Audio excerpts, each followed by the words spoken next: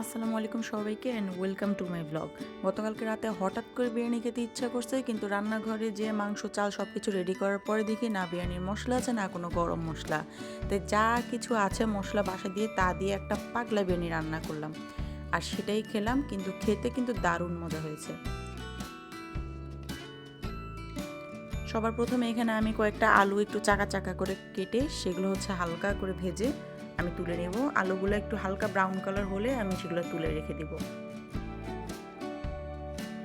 তারপর একটু মাংসতে অল্প একটু হলুদ আর একটু লবণ আমি অনেকক্ষণ ভালো করে মেখে তারপরে কি করব, সেই লবণ আর হলুদ মাখা পানিটা যেটা আসবে সেই পানিটা ফেলে দিয়ে তারপর আবার মাংসটার মধ্যে আমি একটু লবণ, গোটা গোলমরিচ, আদা রসুন পেঁয়াজ বাটা, একটু বেশি করে আদা রসুন পেঁয়াজ বাটা দিতে হয় খাসির মাংস, যেহেতু আমি খাসির মাংস ব্যবহার করছি।